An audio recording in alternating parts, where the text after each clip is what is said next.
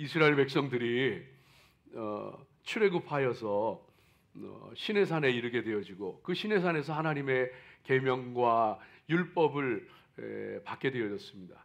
그리고서 이제 인구 계수를 하고 하나님의 군대로 조직해서 본격적으로 가나안으로 출발하게 됩니다. 그런데 그 출발에 앞서서 이스라엘 선민 공동체를 건강하게 잘 유지할 수 있는 건강하게 잘 유지하기 위해서 꼭 필요한 법들을 5장과 6장에 걸쳐서 들려주고 계십니다. 오늘은 그 중에서 나실인의 서원에 관한 그리고 그 규정에 관한 말씀이 나오고 있습니다. 이 서원이라 하면은요, 이것은 그 하나님께 대해서 약속하는 겁니다. 자기 마음으로 하나님께 약속을 하는 그것을 이제 서원이라고 합니다. 근데 나실인의 서원을 하게 되어지는데 이 나실인, 나지르라고 하는 것은요, 나자르라는 단어에서 나왔는데 이 나자르는 구별한다, 봉헌한다, 헌신한다 그런 뜻이에요. 그래서 이 나자르에서 나지르가 나오게 돼 나실인이 나오는데 이 나지르는 그래서 하나님 앞에 구별된 자, 헌신된 자 그런 그 의미가 있게 되어집니다. 세상으로부터 구별해서 하나님께 온전히 헌신해서 하나님을 위해서 사는 그런 자들을 가리켜서 나실인이라 이렇게 그 얘기하게 되어집니다. 이런 그 나실인의 서원을 하게 되어지는데 이 나실인은 남자 여자 불문하고 누구든지 자기가 서원하면 할 수 있었어요. 할 수 있었는데 후대에 가면 이제 조금씩 그 더 넓어지는 것을 볼 수 있는데 하나님께서 태어나기 전부터 성별하시는 경우가 있었어요. 그런 그 태어나기 전부터 나실인으로 성별된 자들이 있었고 또 부모가 자기 자식을 서원을 해가지고 나실인으로 그렇게 서원하고 바치는 그런 경우도 있었습니다. 그런 경우는 이제 그냥 태어나면서부터 그냥 일생을 나실인으로 살아가는 거예요. 그런 경우가 있었고 오늘 말씀처럼 이렇게 자기가 하나님 앞에 서원하는 경우는 일정 기간 그 유대 전승에 의하면 라피들에 의하면 최소한 짧은 것이 한 30일이었다 그래요. 그 최소한 30일 이상 그 하나님 앞에 그 거룩한 나실인으로 구별되어 살겠다 하는 그런 그 헌신을 하게 되어지는 그런 그 한정 기간 동안에 나실인으로 살아가는 그런 그 사람들도 있었습니다. 자, 그런데 이런 그 나실인의 헌신을 한다고 하는 것은 자세히 들여다보면 생각해 보면은 사랑의 문제예요. 사랑의 문제. 무슨 얘기냐 하면은 하나님 앞에 정말 하나님을 최고의 가치로 여기고 그리고 하나님을 사랑할 때에 그럴 때 헌신할 수 있는 거예요. 자기 자신을 희생하고 또 세상으로부터 성별해가지고 오직 하나님만을 위해 살아갈 수 있도록 헌신하는 것. 이건 사랑 없이는 될 수 있는 게 아니에요. 세상의 모든 사람들은요, 자기가 가치 있게 생각하는 것에 또 자기가 사랑하는 것에 그것을 위해서 기꺼이 희생하고 기꺼이 헌신합니다. 여러분, 그래서 어머니들이 아이를 낳고서 그 아이를 키울 때 정말 아이를 소중하게 여기고 사랑하기 때문에 아이를 위해서 뭐든지 해요. 어떤 희생도 감내하고 헌신하면서 그렇게 아이를 키워냅니다. 바로 그런 거예요. 그래서 이 나실인의 서원이라고 하는 것은 사실은 사랑의 문제예요. 내가 어디에다 가치를 두고 있고 무엇을 사랑하고 있느냐. 정말 하나님께 가치를 두고 하나님을 사랑하고 사랑한다면은 기꺼이 하나님을 위해서 헌신할 수 있다는 거예요. 여러분, 축복하기는 하나님을 더 많이 사랑하시기를 주님 이름으로 축복합니다. 하나님을 위해서 이 나실인의 서원을 한다. 그래서 세상으로부터 구별해가지고 세상 것들을 하지 않고 하나님만을 위해서 일정 기간 살아간다 할 때에 우리 마음속에 뭐가 다가오느냐 하면은 부담이 다가와요. 꼭 그렇게 해야 되나? 또 그렇게 하는 건 너무 힘든데. 그럴 때에 이제 나 자신을 점검해 보는 거예요. 내가 하나님께 얼마만큼의 가치를 두고 있나? 내가 정말 하나님을 어느 정도로 사랑하고 있나? 이것을 점검해 보아야 합니다. 예수님은요, 나실인은 예수님의 예표가 되어지는 거예요. 예수님은 우리를 너무너무 사랑하셔서 하나님 앞에 전적으로 당신을 드려서 온전히 순종하고 헌신해서 십자가에 죽기까지 이 땅에 찾아오시고 십자가에 죽기까지 순종하고 헌신하는 걸 통해서 우리를 구원해 주신 거예요. 그래서 이 나실인은 바로 예수님을 예표하는 거예요. 나실인의 전형이 바로 예수님이 되어진다고 하는 사실인 것이죠. 그래서 우리가 오늘 이 말씀을 통해서 함께 은혜 나누고 여기에 담겨 있는 신앙 원리들을 붙잡고 그리고서 저와 여러분 지금보다 조금 더 하나님 사랑할 수 있는, 더 깊이 하나님 사랑할 수 있는 그런 성도들로 세워지시기를 주의 이름으로 축복합니다. 자, 첫 번째로요, 오늘 이 말씀 가운데서 하나님께서 저와 여러분에게 들려주시는 말씀은요, 거룩이 세상을 살리는 거예요. 그래서 성도는 거룩하기에 힘써야 합니다. 이것이 굉장히 중요합니다.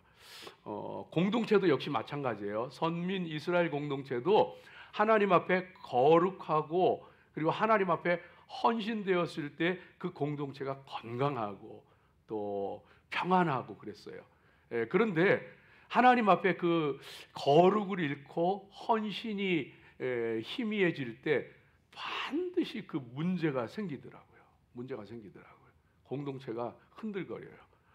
이 이스라엘 사람들이 출애굽해서 이제 광야를 갈 때 시딤이라는 것을 지나가게 되잖아요. 부올이라는 것을 지나가게 되어지는데 거기에서 이스라엘 사람들이요, 모압 여인들과 음행하기 시작해요.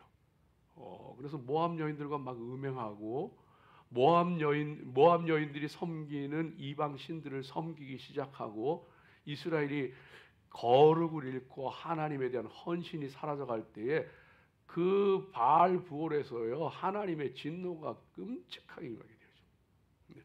공동체가 막 대혼란과 하나님의 진노 가운데 빠져들어가게 되죠. 가정도 마찬가지예요. 사회도 마찬가지예요. 여러분, 세상이 악이 성행해서 악한 사람이 많아서 망하는 게 아니에요. 세상은요, 의인이 없어서 망하는 거예요. 소돔성이 왜 하나님의 불심판을 받았느냐? 악한 사람이 많아서요? 그 성의 동성애가 창궐해서요? 아니에요. 아브라함이 그렇게 중보 기도하는데 의인 10명을 찾지 못해서 하나님이 불심판하셔요. 의인 10명 있으면 멸망시키지 않는다 그랬거든요.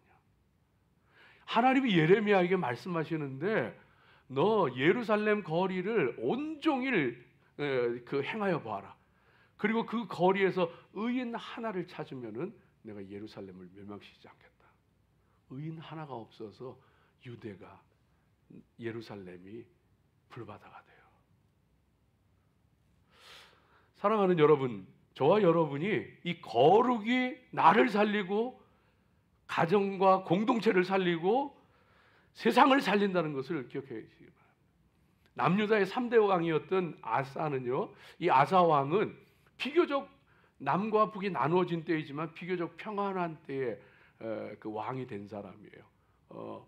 그런데도 불구하고 그 평안한 때, 사람은 평안해지면은 마음이 느슨해져 가지고 세상 재미 따라가고 다른 것 바라보고 한눈 팔고 그러거든요. 근데 이 아사 왕은 그렇지 아니하고 하나님 앞에 거룩을 따라가더라고, 경건을 따라가더라고. 그래서 나라 안에 산당을 예루살렘에 있는 산당을 다 제거하고 태양상을 다 제거하고 그랬더니 하나님께서 그 하나님 앞에서 평안함을 얻었더라. 역대하 14장 5절 말씀 가운데 들려주셔요. 하나님께서 평안하게 하시는 뿐만 아니고 대적이 쳐들어오게 되어지는데 구스 사람 세라가 무려 100만 대군을 이끌고 쳐들어옵니다. 쳐들어오는데 그 어마어마한 적군 앞에서도요, 이 아사 왕과 유대가 흔들리지 않고 하나님 앞에 기도하는데 여호와여, 강한 자와 약한 자 사이에서 주밖에 도와줄 리가 없사오니 우리 하나님 여호와여 우리를 도우소서. 아사가 하나님 앞에 기도하면서 하나님 의지하며 나갔더니요, 세상에 그 구스 사람 세라가 이끄는 이 역사적인 문헌으로 보면은 애굽 왕조 22왕조 2대 왕이 되어지는 오스오르콘 1세다 뭐 이렇게 성경학자들이 해석하기도 해요. 근데 여하간 그 100만 대군을요 하나도 남기지 않고 다 꺾어버리고만 하나님이 함께 하시는 거예요. 그래서 성도는 거룩하게 살 때 거룩하신 이의 힘을 덧입게 되어져요. 내 힘으로 사는 게 아니고 내가 거룩을 추구하고 내가 하나님을 바라보게 되어질 때 내 힘으로 사는 게 아니고 하나님의 힘과 능력을 덧입어서 살게 되어지는 거예요. 역사적으로도 사회적으로도 마찬가지. 우리 감리교회잖아요. 우리 감리교회도 엘리 할렙이라고 하는 학자가 얘기했던 것처럼 영국이 프랑스와 같은 그 피해 혁명이 아니고 그 무혈 혁명으로 그 피해 혁명을 피할 수 있었던 것은 그것은 18세기 산업혁명으로 사회가 극도로 혼란하고 계층 간의 갈등이라는 거, 빈부의 격차와 계층 간의 갈등이라고 하는 이건 엄청난 것이어서 폭발 직전이라고 그랬어요. 그 당시 사회상이 폭발 직전이라고 그랬어요. 예, 그런데 그 폭발 직전에 그 영국 사회를 건져낼 수 있었던 것이 웨슬리언의 그 경건 운동이었다는 거예요. 예, Holiness Movement, 필랜트로피. 그래서 이 경건, 거룩과 자선 파괴 이런 것이 사람들의 심령을 그 다듬어지게 하고 그 사회를 혼란 가운데서 구원하게 되어졌다고 얘기합니다. 사랑하는 여러분, 저와 여러분이 그래서 이 거룩이 나를 살리고 공동체를 살린다. 우리 가정을 살리고 우리 교회를 살리고 세상을 살린다. 이 나시린이 지켰던 금기 사항이 세 가지가 나오는데요. 이게 나시린의 거룩을 얘기하는 거예요. 어떤 방법으로 거룩을 추구했느냐 하면은 첫 번째는 포도나무에서 난 거는 안 먹었어요. 머리를 자르지 않았어요. 그리고 이 그 시체를 가까이 하지 않았어요. 근데 이것이 이 포도나무의 산물을 먹지 않았다고 하는 것은 오늘 말씀 가운데도 나오는데 포도주 마시지 않았어요. 포도주로 된 초도 먹지 않았어요. 포도즙도 마시지 않았어요. 포도에서 난 것은 건포도도 안 먹었어요. 일절 금했던 것을 보게 되어집니다. 그건 뭐냐 하면요, 세상이 주는 기쁨, 세상이 주는 즐거움, 그것으로 살지 않겠다는 거예요. 하나님 주시는 기쁨, 하나님이 주시는 만족으로 살겠다는, 그게 나시린의 거룩이에요. 적어도 하나님 앞에 약속한 이 날만큼은 내가 독주를, 포도주를 마시지 않고 포도즙도 마시지 않고 건포도도 먹지 않고 내가 정말 하나님 앞에 하나님만 나의 기쁨으로 만족으로 삼고 살아보겠다. 그러고서 다짐하고 살았던 거예요. 여러분, 저와 여러분이요, 오직 하나님 안에서만 참된 기쁨과 평안을 얻을 수 있게 되어지기를 주의 이름으로 축복합니다. 세상이 주는 쾌락이 여러분 얼마나 무섭습니까? 오늘 우리 미국 살아가면서요, 도시마다 마약에 취해가지고 다운타운에 가면은요 흐느적거리고 좀비같이 그렇게 걸어다니는 사람들이요, 그런 도시들이 한둘이 아니에요. 다 망가져가고 있어요. 갬블링으로요, 알코올로, 각종 중독으로, 또 그 성적인 문제로, 게임으로, 인터넷으로 끔찍한 중독, 세상의 쾌락이 주는 쾌락을 따라가면서 죄송합니다. 영혼이 망가지고 가정이 망가지고 세상이 망가져가는 그런 모습을 본단 말이에요. 사랑하는 여러분, 저와 여러분이 나는 어디에서 즐거움을 찾고 있는가 살펴보십시오. 나는 어디에서 즐거움을 찾고 있나? 저 요새 탁구를 좀 치는데 이게 뭐 처음에는 별 흥미가 없었어요. 옛날에 치던 생각이 나서 쳤는데 탁구를 좀 치다 보니까 재밌어요. 우리 배우기 시작하니까 재밌어요. 그래가지고 그 재미를 들였는데 책상에 앉아가지고 뭘 그 일을 하거나 아니면 또 말씀 준비를 하거나 이러면은 갑자기 요렇게 들어올 땐 요렇게 쳐야 돼. 요 생각이 떠오르는 거예요. 서브를 넣을 땐 이렇게 넣어야 돼. 이 생각이 나오는 거예요. 또 어떤 사람은요, 푸른 초장에 필드에 나가야지 가슴이 탁 열린다. 거기 가면 그냥 다 스트레스가 사라지고 행복하고 그렇대. 예전에 제가 참 좋아하던 목사님 한 분은, 이분은요 아주 경건한 분인데, 그 아이가 이제 아들이 커갈 때 아들하고 같이 놀아주느라고 게임을 같이 했대요. 그래서 게임을 막 같이 했는데, 예배 드린다고 앉아 있는데, 기도 시간에 앉아 있는데 머릿속에서 뿅뿅뿅뿅 뿅뿅뿅뿅.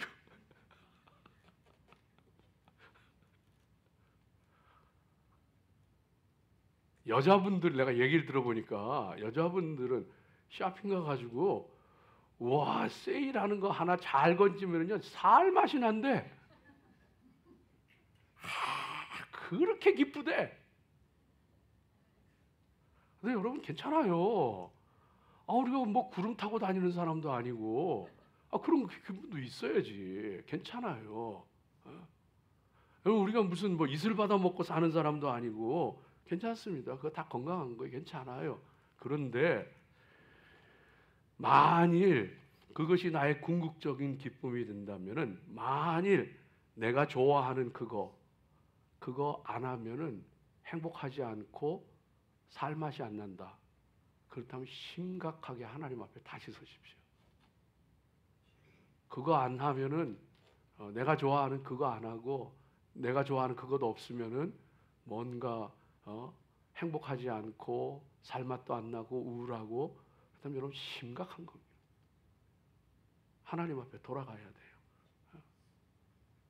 내가 뭘로 기쁨을 삼고 뭘로 만족을 삼고 살아가는가 돌아보십시오. 하나님이 나의 기쁨이 되고 나의 만족이 되고, 궁극적인 나의 만족과 기쁨은 하나님만이 주실 수 있는 거예요.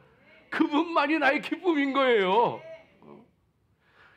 이 나시린들은 머리를 자르지 않았어요. 그래서 그 머리를 계속 서원하는 기간 동안은 계속 길렀어요. 그 다음에 서원하는 기간이 끝나면 이제 머리를 밀게 되어지는데, 그 머리라고 하는, 이 머리카락이라고 하는 것은, 머리라고 하는 것은요, 그 주권을 상징하고요, 그것은 능력을 상징하는 거예요. 그래서 이 머리에 손을 대지 않는다고 하는 것은, 이 나의 머리, 하나님이 나의 주권자가 되시고 주인이 되시고 그분이 나의 능력이 되신다는 걸 고백하는 거예요. 그래서 머리카락을 안 자르는 거예요. 여러분, 하나님만이 나의 주인이시고 나의 주권자이시고 하나님이 주시는 힘으로 살아가는 것이 저와 여러분 성도인 줄로 믿습니다.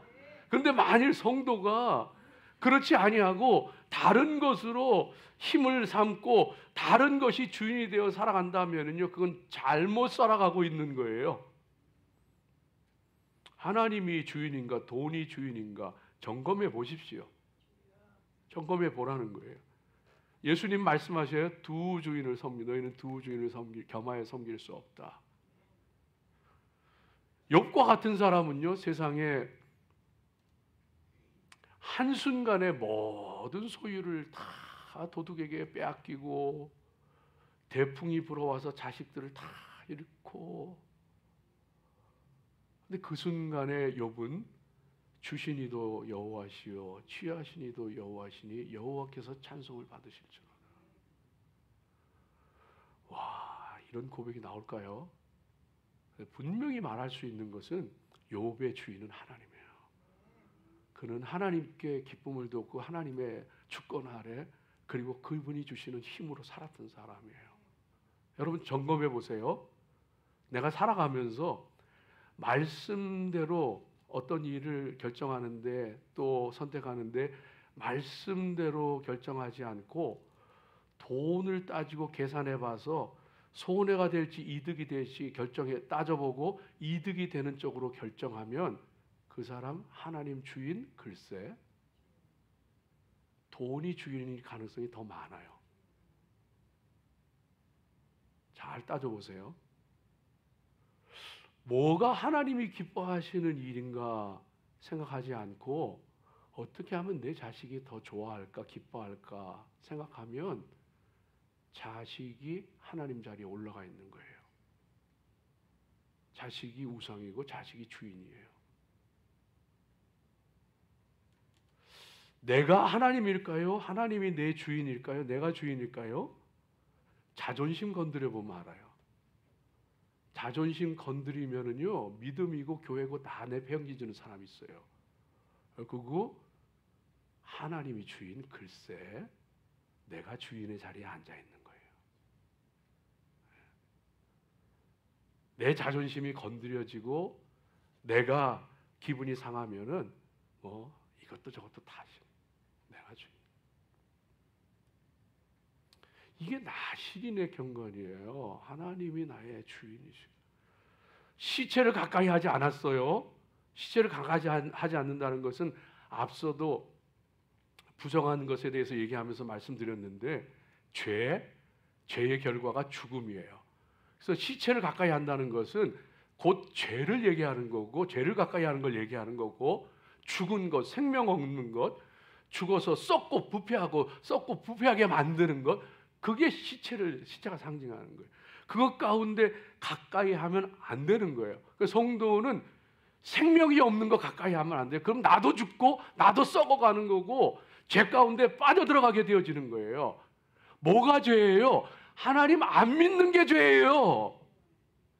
거짓말하고 도둑질하고 뭐 사기치고 그것도 죄지만 그건 죄의 그 결과로 나타나는 것들이고 근본적으로 하나님 믿지 않는 것이 죄예요. 뭐가 죽은 거예요? 무신론적인 기반 위에서 하나님 없이 세워져가는 모든 것 영적으로 다 죽은 거예요. 그것을 내 것으로 삼을 경우에 그 사람 덩달아서 죽어가요. 영적으로 죽어갑니다. 무신론적인 기반 위에 세워진 학문, 무신론적인 기반 위에 세워진 문화, 우리 그 속에서 살죠. 그런 학문 배워야 돼요. 적을 알고 나를 알고 적을 알아야 백전백승인 거예요. 배워야 되는 거 당연히 세상에 살면서 당연히 배워야 돼요. 근데 그것에 동조하고 그걸 내가 받아들이면 더불어 내가 죽어가는 거예요. 더불어 내가 썩어가고 죄 가운데 빠져들어가는 거예요. 그래서 우리는 세상 가운데 크리스천 문화, 예수의 문화를 만들고 예수의 사상을 세우고 예수의 학문을 세워가고 예수의 아름다운 일들을 감당할 수 있는 믿음의 사람들 되어져야 합니다. 크리스천 투자가들이 많이 나와야 돼요. 크리스천 학자들이 많이 나와야 돼요. 크리스천 예술가들이 많이 나와야 돼요. 크리스천 엔지니어들이 많이 나와야 돼요. 여러분 존 템플턴 아시죠? 종교계의 노벨상이라고 불리는 이게 템플턴상 제정했던 사람. 투자 전문가예요. 지금은 뭐 한 10여 년 전에 소천하셨지만은 세상에 상당한 영향력을 끼쳤던 경건한 사람이에요. 근데 이분의 투자는 spiritual investment이라 그래요. 영적인 투자가라 그랬어요. 그렇게 불렀어요. 여러분 똑같이 돈을 벌어도요. 돈을 많이 벌기 위해서 돈을 위해 투자하는 사람이 있고 경건한 영적인 가치를 위해서 투자하고 그것을 통해서 돈을 벌게 되어지고 그것을 가지고 선한 일을 하게 되어지는 영적인 사람이 있는 거예요. 우리 믿음의 사람은요 시체를 가까이 하면 안 돼요.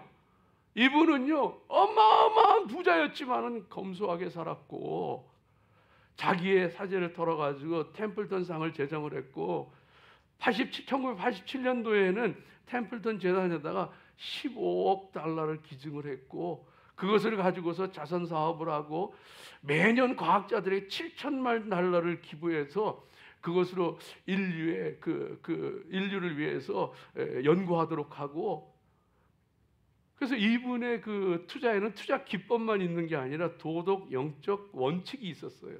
투자하는데도 이렇게 해라. 첫 번째, 기도로 시작해라. 투자를 분석하고 결정하고 할 때 먼저 기도하라. 나는 돈을 위해서 돈을 투자하고 돈을 버는 사람이 아니에요. 하나님의 사람으로서 투자하는 거예요. 그리고 그것으로 하나님의 일을 하는 거예요. 기도로 시작해라. 자만을 버리고 겸손해라. 너무 두려워하지 마라. 세상에 공짜는 없다. 선을 행하여라. 자기의 재능은 인류를 위한 것이다. 그래가지고 그것을 통해 가지고 여러분요, 커피 한 잔을 팔아도요 달라요. 네? 요즘 미국 교회들이요 커피숍을 많이 차립니다. 교회 안에가 아니고, 교회 카페가 아니고 별도로. 왜 그런지 알아요? 커피 한 잔을 팔아도 그걸 통해서 돈을 긁어 모으겠다는 게 아니고 세상에 지친 사람들에게 기쁨을 주겠다는 거예요. 세상 사람들에게 다가가겠다는 거예요. 세상 사람들에게 예수님 알게 하겠다는 거예요. 세상 사람들에게 밝고 건전한 문화를 심겠다는 거예요. 그것을 통해서 선교하겠다는 거예요. 커피 한 잔을 팔아도 달라요. 사랑하는 여러분, 저와 여러분이 하나님 앞에 제대로 경건 생활합시다. 믿음 생활합시다. 거룩하게 바로 살아갑시다. 어느 정도였냐 하면은 포도주만 안 마신 게 아니에요. 포도즙만 안 마신 게 아니에요. 포도 씨도 안 먹었다 그랬어요. 포도 껍질도 안 먹었다 그랬어요. 건포도도 안 먹었다 그랬어요. 시체만 가까이 하지 않은 게 아니에요. 부모가 죽어도 7절 말씀 가운데 부모 형제가 죽어도 나실인의 서원 기간에는 그 시체로 인하여서 자신을 부정케 하지 않았어요. 접촉하지 않았어요. 철저했어요. 하나님 앞에 철저한 믿음의 사람들 되십시오. 더 하나님 사랑하십시오. 차든지 덥든지 하십시오. 그렇지 않으면 토하여 내치리를 하셨어요. 갈멜산상에서 엘리야가 백성들을 향하여 소리칩니다. 너희는 하나님이면 하나님, 바알이면 바알을 택하라. 한 발은 교회에, 한 발은 세상에 그러고 살지 말라는 거예요. 기도도요, 하려면 제대로 하십시오. 마귀가 기도자를 흔들어 놓는 두 가지 방법이 있는데, 하나는 기도를 못하게 하는 거, 또 하나는 기도를 적당히 하는 거, 적당히 하게 하는 거. 두 가지 중에 기도를 적당히 하는 게 더 위험하대요. 기도를 못하게 하면은요, 어느 순간에 내가 이러면 안 되는데, 정신 차려서 기도 안 돼요. 그런데 기도를 적당하게 하게 하는 거는, 이거는 진짜 고수래요. 그러면은요, 그냥 대충 하면서도 난 기도하고 있어. 마음속에 기도 하나하나 뭐 그게 그거지. 하나님 뜻이면 될 건 되고 안 될 건 안 되지. 뭐 이러면서 적당하게.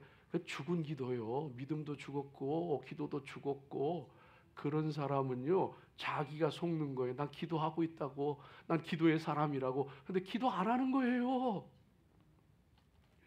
하려면 제대로 하란 말이에요. 내가 하나님 앞에 회개했어요. 하나님, 적당하게 기도하면 안 되겠습니다.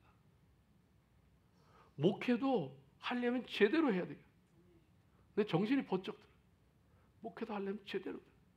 내가 이런 말 하면 여러분 좋죠. 나는 여러분에게 할 말이 있어. 믿음 생활 하려면 제대로 좀 해. 정신 차려서 해.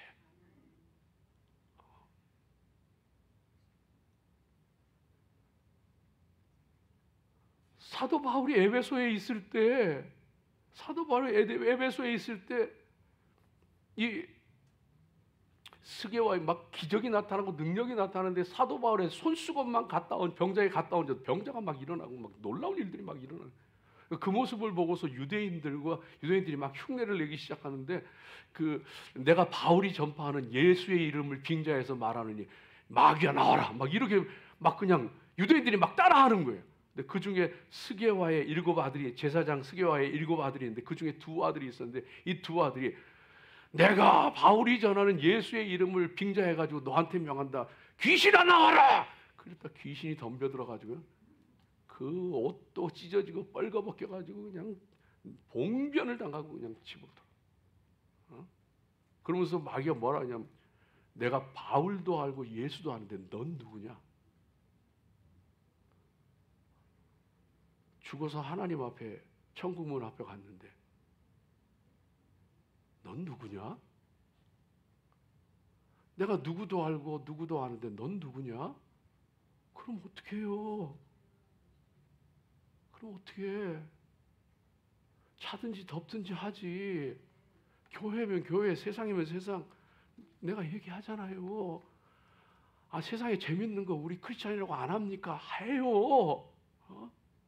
세상에는 사람 학문이라고 우리 믿는 사람 안 배우네. 배워요. 나의 기쁨, 나의 주인은 오직 하나님이시요. 나는 주님의 것이요. 난 주님 위에 사는 사람이요. 사랑하는 성도들, 주님 앞에 믿음으로 굳건하게 서시기를 주의 이름으로 축복합니다. 어떻게 하죠? 나 이거 둘째, 셋째 남았는데 지금 마칠 시간인데 큰일 났네. 둘째, 셋째는 짧게 진짜 짧게. 둘째, 넘어지고 쓰러지고 일이 뜻대로 안 되고 잘못돼도 다시 해라. 다시 하면 된다.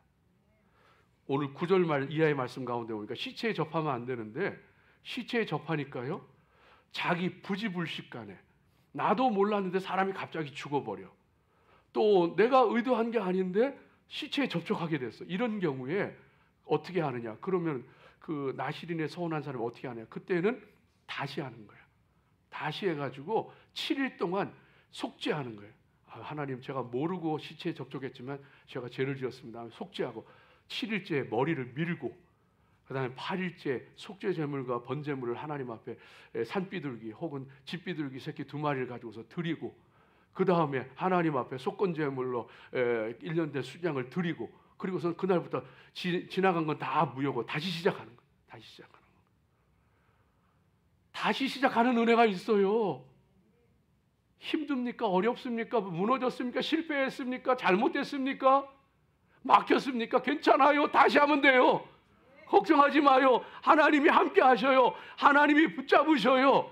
우리에게는 다시 할 수 있는 은혜가 있는 거예요. 예수님이 이 땅에 왜 오셨는데요? 예수님이 이 땅에 오셔가지고 한 번 오셨을 때 그렇게 기다리던 예수님이 오셔서 우리를 구원해 주시고 천국 가게 하셨으면 끝인데, 아, 왜 그때 그냥 끝내지 않고 다시 올라가셨다가 왜 또 기다리라 그러시냐고요. 도대체 이유가 뭐예요? 예수님이요, 초림하신 거는요, 우리에게 기회를 주신 거예요. 다시 기회를 주신 거예요. 아담에게 기회를 주셨는데 그 자유의지를 가지고서 하나님을 선택하고 하나님 기쁘시게 한 게 아니라 죄를 선택하고 타락해버렸어. 다 저주받은 인생 되었는데 예수님 다시 오셔서 예수님 세상에 오셔서 우리에게 다시 기회를 주셨어. 우리의 죄를 다 씻어주시고 용서해 주시고 나를 믿는 자 구원의 길을 열어준다. 천국 백성이 될 수 있다. 두 번째 기회를 주셨어. 그래서 누구든지 믿는 자는 구원을 얻으리라. 그리고 이제 주님 다시 오시는 거예요. 그때는 이제 심판이에요. 그때는 완성이에요. 여러분, 하나님께서 우리에게 다시 기회를 주신다고 하는 건 이거는요, 얼마나 은혜이고 축복인지 몰라요. 넘어졌어요, 실패했어요, 쓰러졌어요, 막혔어요, 괜찮아요. 다시 하면 돼요. 힘을 내세요, 용기를 내세요. 왜? 하나님이 함께 하셔요. 하나님이 축복하셨어요. 할 수 있다 하면 된다 그러잖아요. 예수 그리스도 안에서 되는 거예요. 예수님이 다 되게 하시는 거예요. 두 번째 할 때 그래서 정신 차려서 잘해야 돼요. 두 번째 할 때 하나님 앞에 바로 서야 돼요. 히스기야 왕 같은 사람은요, 죽게 생겼는데 하나님 앞에 면벽 기도할 때 하나님께서 15년 연장시켜 주셨어요, 생명을. 그런데 그 연장된 생명 기간 동안에 하나님 앞에 교만하게 그리고 방자하게 사람들 앞에 행했어. 결국 그는요, 그 연장된 15년의 인생이요, 오히려 없었으면 더 좋았을 시간이더라고요. 하나님 다시 기회 주실 때 정신 차리십시오. 다시 기회 주실 때 잘하십시오. 마가 요한과 같은 사람은요, 사도 바울과 함께 선교 여행을 떠났다. 1차 선교 여행을 떠났다가 너무너무 힘드니까 중간에 돌아가 버렸어. 그 팀원들을 다 낙심시키고 실망시키고 그리고 혼자 돌아가 버렸어. 근데 하나님께서 두 번째 그에게 다시 한번 기회를 주시는데 정신 차리고 회개하고 바로 쓰더라고. 나중에는 베드로가 이는 내 영적 아들이라고 부를 정도의 사람이 되어지고, 사도 바울이 그가 나에게 유익하니라 나에게 데려오라고 할 정도로 로마 감옥에서 사도 바울을 섬길 정도로 훌륭한 믿음의 사람으로 세워지더라고요. 사랑하는 여러분, 하나님이 저와 여러분에게 다시 기회 주셔요. 그때 믿음으로 바로 서십시오. 특별히 인생 내가 죽었다가 살아나고 망했다가 일어나고 그것만 두 번째 기회 주시는 게 아니에요. 그거 잘해야 돼요. 그뿐만 아니고 내가 처음에 실수했는데 똑같은 일이 내 앞에 다가오네. 그때 하나님 보고 계셔요. 너 똑같이 죄를 지을 거냐? 똑같이 악을 행할 거냐? 아니면 하나님의 말씀을 따라 선하게 행할 거냐? 하나님 보셔요. 하나님 보셔. 두 번째 기회 줄 때 잘하셔요.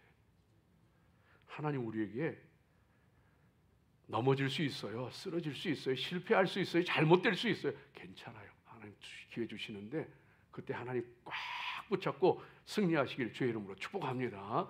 마지막 세 번째, 특별한 은혜를 받은 후가 중요합니다. 특별히 헌신한 후가 중요합니다. 오늘 13절 이하의 말씀 가운데에는요, 그 나실의 서원의 기간이 다 끝나고 마쳤을 때에, 그때에 하나님 앞에 번제물을 드리고 속죄제사, 번제를 드리고 속죄제사를 드리고 화목제사를 드리고 소제와 함께 곡식제사와 함께 하나님 앞에 올려드리는 거예요. 근데 여러분 그게 뭔지 아세요? 그게요, 하나님 앞에 속죄제사를 드리는 것은 서원 기간 동안에 혹시라도 내가 잘못한 것 있으면, 내가 모르는 죄 있으면 하나님 용서해 주세요 하고 속죄제사를 1년 된 흠없는 수장으로 하나님 앞에 속죄제사를 어린 암양으로 하나님 앞에 드리는 거예요. 그거는요, 하나님 내 죄를 씻어주세요.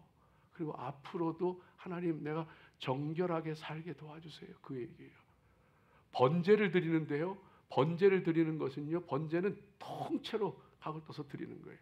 희생을 얘기하는 거예요.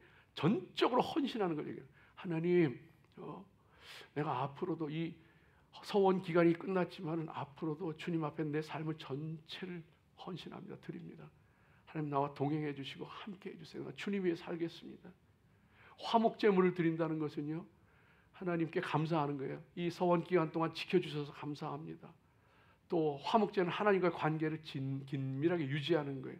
앞으로의 모든 삶 가운데도 하나님 나와 함께 해주시고 하나님과 가까이 하며 하나님과 관계 속에서 내가 하나님 주시는 힘으로 살아가겠습니다. 이 얘기예요. 하나님 앞에 특별한 은혜를 받고 하나님 앞에 특별히 헌신하고 그 다음이 더 중요한 거예요.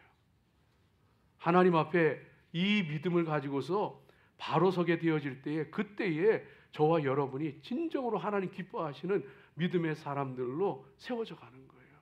그래서 이 서원 기간이 마치고 종료하면서 드리는 이 속죄와 번제와 화목제는요, 앞으로도 계속 내가 하나님과의 아름다운 관계 속에서 정결하게, 그리고 하나님 앞에 헌신하며 살겠습니다. 주를 위해 살겠습니다. 그 얘기예요. 하나님과의 선이 끊어지면 안 돼요. 한번 열심히 하고 한번 은혜 충만하게 받고 그걸로 끝나면 안 돼요. 여러분 예배 잘 드리고 그 예배 받은 은혜 가지고 세상 살고 그 좋아요. 그런데 거기서 한 걸음 더 나가야 돼요. 하나님 앞에 예배를 통해서 은혜 받았잖아요. 그럼 그 예배를 통해서 하나님과의 관계가 유지가 돼야 돼요. 하나님 주시는 힘으로 살아야 돼요. 그 가운데서 승리하고 정결하고 거룩하게 하나님께 영광 돌리는 성도들이 되어줘야 하는 거예요. 하나님 앞에 교회 일을 앞장서서 하고 임원이 되고 그리고 열심히 하다 끝나면은 그냥 자연인으로 돌아가고, 이제는 뭐 내가 맡은 것도 없으니까 그냥 대충 살고, 아니에요. 그 하나님의 주시는 관계 가운데에서, 하나님 주시는 힘 가운데서 열심으로 주를 위해 살아가는 것, 이 아름다운 관계 가운데서 하나님 영화롭게 하고 하나님 기쁘시게 하며 살아가시기를 주의 이름으로 축복합니다. 기도하겠습니다.